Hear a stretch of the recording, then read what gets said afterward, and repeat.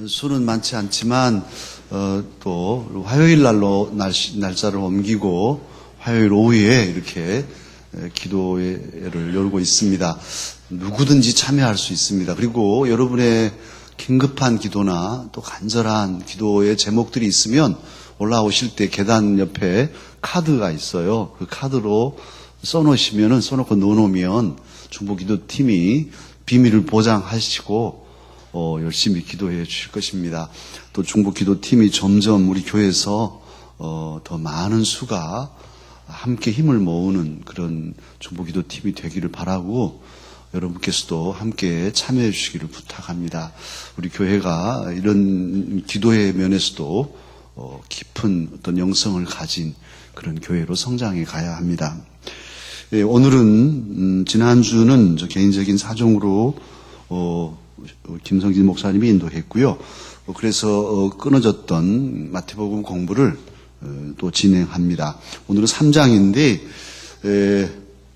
예수님께서는 왜 오셨냐, 또 누구신가, 이런 것들을 1장에서 우리가 찾았고 2장에서는 어디로 오셨는가, 예수님이 어디로 오셨을까, 낮고 작은 고을 베들레헴, 낮은 곳으로 오시고 또 나사렛에 가서 사시고 그러신 모습이었는데요. 이제 예수님께서는 이제 사역을 시작하십니다. 오신 목적을 이루기 위해서 사역을 시작하시는데 어떻게 시작하시는가? 지금 그 대목이 마태복음 3장입니다. 3장에서의 큰 사건은 예수님께서 세례를 받으신 사건이죠. 오늘 그 3장 전체를 안 읽었는데 먼저는 그 예수님 앞에 누가 나옵니까? 누가 나오죠? 세례요한이 나오고 있어요. 이건 세례요한의 예수님 이야기인데도, 복음서가 예수님 이야기인데도 세례요한이 먼저 나와요. 이 세례요한은 예수님 오실 길을 준비한 자죠. 옛날 임금님이 행차하시면 앞에서 길잡이들이 길을 쓸고 사람들에게 길을 비켜라, 임금님 행차시다, 이렇게 해서 사람들을 준비하게 했어요. 그러면 사람들이 다 물러서서 임금님 지나가실 동안 사실은 용안을 함부로 쳐다볼 수도 없죠. 임금님의 얼굴을 감히 쳐다볼 수 없어요. 그래서 고개를 들라 할 때까지는 다 이렇게 조아리고 있는 것이죠. 준비해서 임금님이 가시도록, 또 임금님이 우리 마을에, 우리 고을에 오시도록 준비하는 것이죠. 그 준비를 하는 앞선 그 선구자가 바로 이 요한인데, 요한 앞에 무슨 요한이라고 붙여놨습니까? 세례 요한. 세례를 잘 주는 사람이어서 세례 요한이라 그랬습니다. 세례란 말을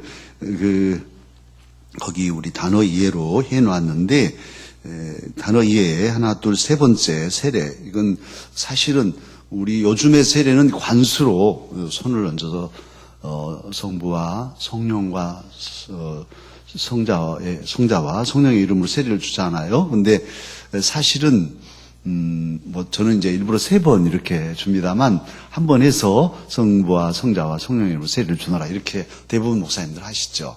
저는 일부러 성부와 성자와 정말 온 마음을 담아서 하면요, 어쩔 때는 제가 울고 있을 때가 많아요. 그래서 정말 너무너무 귀한 생명 위에 하나님의 인치심이 있는 것이니까요. 그런데 사실 원래 이 세례, 이 바티조라는 단어의 의미는 푹 담그는, 물속에 완전히 담그는 것이고, 그래서 베프티스트, 이렇게 침례 교인들은 진짜로 세례를 목욕탕을 만들어 놓고 거기에 온전히 담그는 것으로 세례를 주기도 합니다. 코 막으라 그러고 풍 빠뜨려서 주기로 해요. 그것도 성부와 뽕 빠뜨리고 성자와 성령의 이름 3번 빠뜨리면 아마 거의 죽을 것 같겠죠. 그게 이제 실감 나는 세례일 건데, 우리 장로교는 이제 상징적으로 관수로 손으로에 물을 적셔서 하고 있습니다. 이것은 이제 어떤 의미냐 하면, 옛사람이 물에 잠겨 죽듯이 죽고, 또 물은 사실은 생명을 상징해요. 물이 없으면 생명이 없는 거예요. 화성에 물의 흔적이 있다. 그러면 생명체가 있었나? 생각할 수 있어요. 그러니까 물과 생명은 직결되죠. 모든 또 문명이 물에 강물을 타고 이렇게 이루어지잖아요. 그런 점에서 물속에 잠기면 내 옛사람이 다 죽는 표식일 뿐 아니라 물속에서 다시 일어날 때 새로운 삶이 시작되는, 생명의 역사가 시작되는 그런 의미이기도 합니다. 세례 요한이 이렇게 펼친 이야기가 있어요. 세례 요한이 외친 것이 오늘 본문 2절에 나오는데 3장 2절에 다 같이 읽어볼까요? 회개하라, 천국이 가까이 왔느니라 하였으니. 이건 사실은 예수님의 메시지이기도 해요. 그런데 세례 요한의 메시지와 예수의 메시지는 좀 다르겠죠? 세례 요한은 회개하라고 하고 천국이 가까웠다는 것은 메시아가 지금 오신다. 메시아가 오시면 천국이 이루어지니까. 그래서 준비하라. 어떤 이런 뜻이고, 회개, 그 단어 이해도 나옵니다만, 메타노에오라는 이 단어는, 메타라는 단어는 뒤에, 후에라는 것이고, 노에오라는 단어는 자각하다, 인식하다, 뭐 이런 뜻이 있어서, 나중에야, 일을 다 벌려버리고 난 다음에, 아이고, 나 잘못했네, 하고 나중에 깨닫고 후회하는, 이런 어떤 의미, 자각하는 의미가 들어 있습니다. 그런데 우리가 말하는 이 회개, 오늘 세례 요한이 외치고 있는 이 메타노에오라는 이 단어의 그 근본적인 의미는 그냥 아이고 잘못했네 하고 이렇게 후회하는 것, 그런 개념을 넘어서서 사실은 나의 전 존재가 전 인격적으로 하나님께로 돌아서는 것을 의미해요. 나의 잘못을 자각하고 그러니까 방향 전환이죠. 유턴하는 거죠. 잘못된 길을 가던 내가 이래서는 안 되네. 이건 죽음의 길이네. 나도 죽고 내 가족도 다 죽이고 이래서는 안 되네. 담배값이 올랐어. 이건 폐암도 걸리고 내가 담배 피면 내 가족도 다 폐암 걸리고 또 돈도 들고 안 되겠네. 돌아서자. 담배 끊는다 하고 돌아서는 오늘 아침에 신문에 보니까 유적을 관람하고 쓴 글자, 유홍준 전 문화부 장관이 담배를 끊었대요. 그런데 왜 끊었냐? 비싸서도 끊지 않고 치사스러워서 끊었대요. 어디 가면 담배 필 곳도 없고 말이죠. 꼭 굴방 같은 데서 같이 꾸역꾸역 그거 피우고 있고 또 담배 피면 꼭 죄인같이 취급하고 치사스러워서 나 이 담배 끊는다 해서 끊었다 그러더라고요.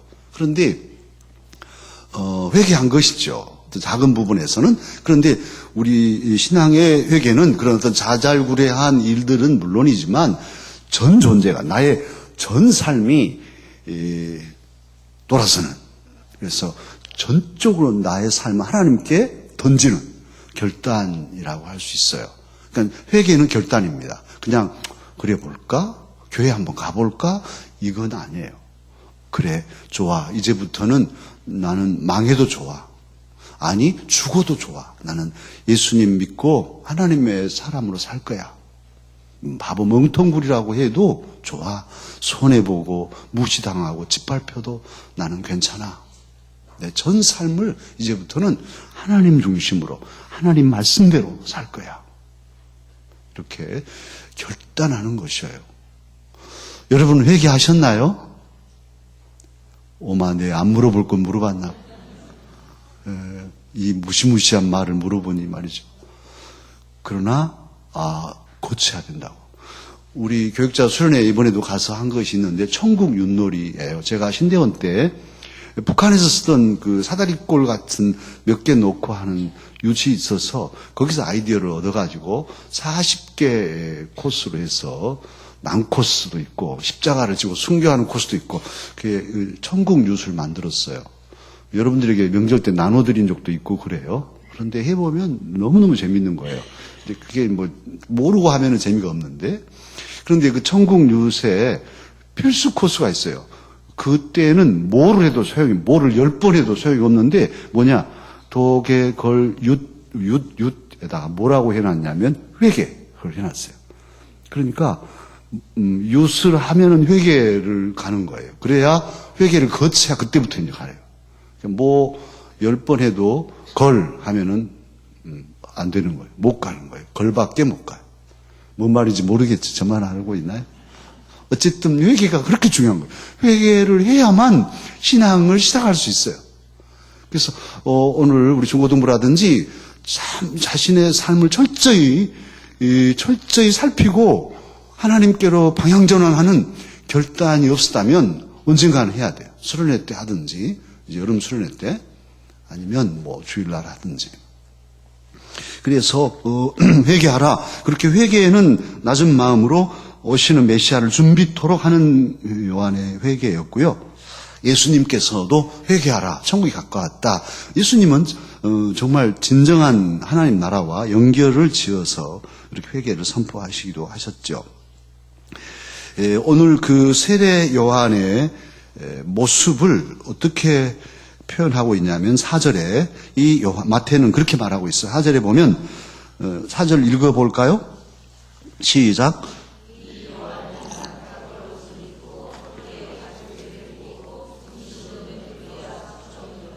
네, 그래서 세례 요한을 낙타 털옷을 입고 허리에 가죽띠를 띄었다고 굳이 이런 표현을 왜 하고 있냐면 세례 요한은 그 당시 예수님 당시에는 이제 말라기 때부터 예수님이 오실 때까지는 약 한 400여 년 동안 신구약 중간사라 하는데 이때는 애언이 끊겼어요. 그래서 타락한 백성들이 바벨론 포로로 갔다 오고 그리고도 정말 돌아서지 않고 그래서 하나님의 애언이 다 끝나버린.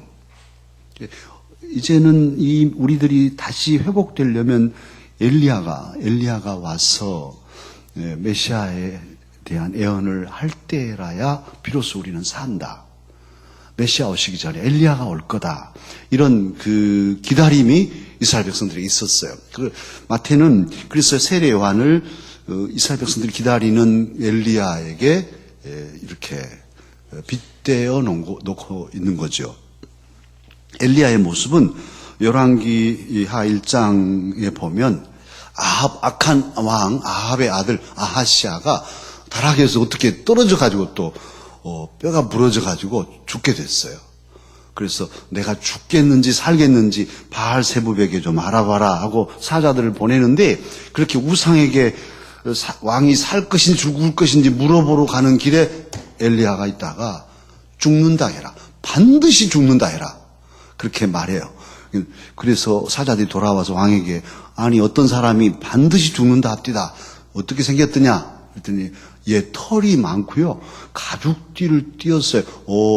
그 바로 디셉 사람 엘리야구만. 왕이 알아봐요. 그러니까 그 당시 엘리야 위대한 선지자 엘리야의 모습은 오늘 세례요한과 같았던 것이죠. 세례요한이 그 엘리야를 담고 있음을 마태는 강조하고 있어요. 그래서 이 세례요한은 오시는 메시아의 길잡이로 그렇게 오늘 나타나고 있습니다. 그리고 여러분이 성경 읽으실 때 제가 헷갈려서 여러 다시 반복해서 또 확인하고 한 구절이 있어요. 그게 12절인데 12절 다 같이 함께 읽어보실까요? 손에 키를 들고 자기의 타작마당을 정하게 하사 알곡은 모아 곳간에 들이고 쭉정이는 꺼지지 않는 불에 태우시자 할 때 이 정하게 하사 이것을 타작마당을 여기다 타작마당 하자 정한다는 것인지 아니면 깨끗하게 한 것인지 꼭 헷갈려요. 여러분 안 헷갈렸나요? 저는 젊은 날 자꾸 헷갈렸어요. 이것이 어디 타작마당을 하나님이 정하도록 어디다가 동쪽에다 할까 서쪽에다 할까 이렇게 정한다는 말씀인지 아니면 깨끗이 청소한다는 말씀인지. 그런데 원어를 보면 바로 이 철저히 깨끗하게 하는 마당을 깨끗하게 해서 알곡은 모으고 쭉정이는 불에 태우는 이런 심판의 자리를 말씀하고 있습니다. 참고로 하시고요. 그리고 이제 오늘 본문에 우리가 읽었던 예수님의 세례 이건 너무너무 중요하죠. 어떻습니까? 예수님은 세례를 받아야만 할 분이실까요? 세례는 어떤 사람이 받죠? 죄가 있는 사람이 받을까요? 죄가 없는 사람이 받을까요? 죄가 있는 사람이 받아요. 그래서 죄로 얼룩진 모든 삶을 이제 예수님의 보혈의 피로 다 씻김 받고 완전히 나의 죄된 옛사람은 죽고 그리고 다시금 부활하신 예수님과 함께 연합해서 새 삶을 사는 구원의 표식, 죄사함의 표식이 세례잖아요. 예수님은 죄가 없으시니까 세례 받을 이유가 없죠. 그런데도 세례를 받아요. 세례 요한이 깜짝 놀라요. 그 세례를 주는 세례 요한이 놀래가지고 아니 어떻게 내가 예수님께 세례를 준단 말입니까? 이렇게 하잖아요. 그런데 예수님은 이렇게 해서 하나님의 의를 이루자 하고 그 하나님의 아드님께서 사람인 세례 요한에게 세례를 받아요. 이런 일이 다 있어요. 저와 여러분이 믿는 예수님은 그런 분이셔요. 그러니까 예수님의 수세는 세례 받으심은 정말 지극한 사랑의 행동이시죠. 주님이 이 땅에 오신 것만도 엄청난 사랑인 거예요. 자기 비하, 자기를 낮춘, 사랑은 낮아짐이고 사랑은 죽어짐. 지난주 칼럼에 제가 맨 마지막에 그렇게 썼어요. 사랑은 자기 죽는 거예요. 그래서 아름다운 거예요. 자기 희생, 나를 내놓는 거예요. 예수님은 그렇게 정말 절대 주권을 가지신 그분이 다 내려놓고 세상에 오시고 그리고도 죄인의 반열에 서서 죄인의 모습으로 세례를 받으심으로 모든 죄인과 연대를 이루신 거예요. 예수 그리스도께서는 세례를 받으셨다는 게 그러니까 작은 일이 아니고 모든 죄인의 자리에 서서 그들과 한 몸임을 그들의 모든 죄를 담당할 메시아임을 이렇게 증거한 것이죠.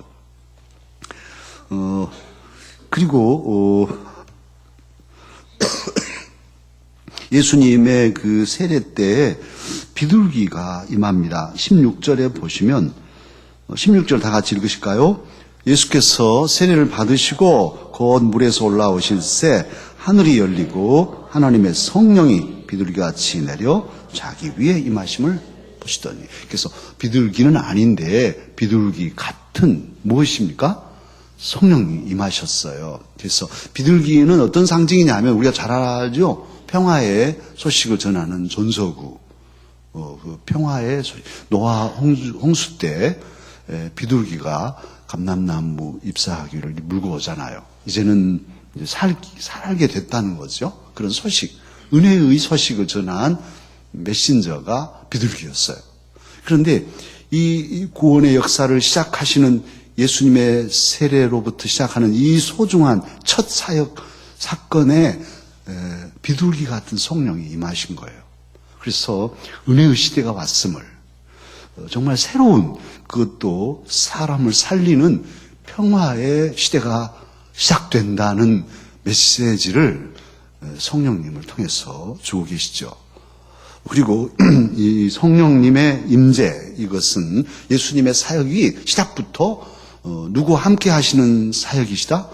성령님과 함께 하시는, 성령님의 능력으로 행하시는 구원의 사역임을 또한 알 수 있습니다. 뿐만 아니라 또 17절 여러분 읽으셨지만 이는 내 사랑하는 누구라? 아들이요 내 기뻐하는 자라. 누가 말씀하셨을까요? 성부 하나님. 그래서 성부 하나님과 세례 받으시는 성자 예수님과 비둘기같이 임하시는 누구예요? 성령 하나님. 그래서 이 사건을 삼위일체 사건이라고 하고 특히 바로 예수님이 진정한 메시아이심을 드러내는 사건이라고도 합니다. 그래서 예수님의 수세 사건은 매우 중요한, 있어도 되고 없어도 되는 그런 사건이 아니라 꼭 있어야 되는, 예수님의 사역에 다리를 잇는 그런, 예수님 전체 사역이 이제 다음 4장인데 시험 당하시잖아요. 그러나 또 이렇게 이 구약과 신약에 다리를 놓는 이 사건으로 수세 사건이 있습니다. 또 이건 또 어떤 걸 상징하냐면 이스라엘 백성이 출애굽해서 홍해를 건넙니다. 홍해를 걷는 사건을 고린도서에서는 세례받는 것으로 의미해요. 그래서 광야로 가잖아요. 예수님이 이제 4장에서는 광야 시험 받으실 텐데 시험 받으시기 전에 세례를 받고 홍해 건너듯이 광야로 이제 나가시게 될 거예요. 예수님의 구원 사역은 하나하나가 예사롭지 않고 깊은 뜻을 가지고 있어요. 성경은 이제 또 생각하고 더 깊이 들어갈수록 재밌고 또 은혜가 있죠. 오늘 이 말씀들을 보면서 우리가 받아야 할 구절로 제시한 게 2절과 15절입니다. 거기 은혜의 구절을 같이 함께 읽으실까요? 회개하라, 천국이 가까이 왔느니라. 예수께서 대답하여 이르시되 이제 허락하라. 우리가 이와 같이 하여 모든 의를 이루는 것이 합당하니라 하시니 이에 요한이 허락한지라. 이제 우리들이 실천할 말씀은 첫째는 우리도 회개. 사실 회개는 일생에 한 번뿐이에요. 이미 회개하신 분들은 자복이라고도 또 나와 있는데 우리의 허물들이 있으니까 자복하고 다시금 이미 한 회개를 다시 점검하고 성찰하고 더 굳혀서 확실하게 흐트러짐이 없이 집중하는 그런 저녁이 돼야 되겠습니다. 아직도 끊지 못하고 아직도 이렇게 죄에 매여 있는 것이 있다면 이 저녁에 단호하게 단칼로 잘라내서 싹둑 잘라내고 더 집중해서 주님께 나아가는 저녁이 돼야 되겠고, 특히 우리 중고등부나 정말 감사해요. 우리 중고등부 이렇게 심야기도에 드디어 이제 이렇게 좀 나오기 시작해서 정말 감사해요. 예뻐요. 하나님께서 우리 심야기도에 나오는 중고등부는 앞으로 정말 복된 아름다운 삶을 살게 해주실 줄 믿고 축복합니다.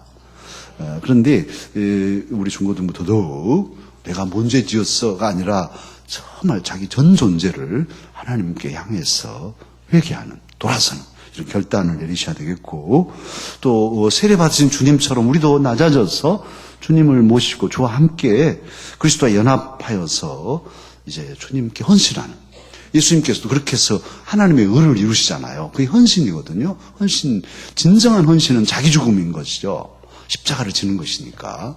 그래, 정말 내가 온 몸을, 온 삶을 던져서 주를 위해 살기를 결심하십시다. 꼭 목사만 되라는 게 아니라 정말 여러 가지 다양한 방식의 삶으로 하나님을 위해서 사는 것, 정말 값진 일이고 주님께서 기뻐하시는 일이죠. 의미 없는 그냥 이 저차원적인 삶이 아니라 하나님의 영광을 위해서, 하나님을 위해서 나의 전 삶을 드린다 하는 그런 결단을 이 저녁 해야 하겠습니다. 자, 이제 말씀을 품고서 찬양하면서 기도합니다.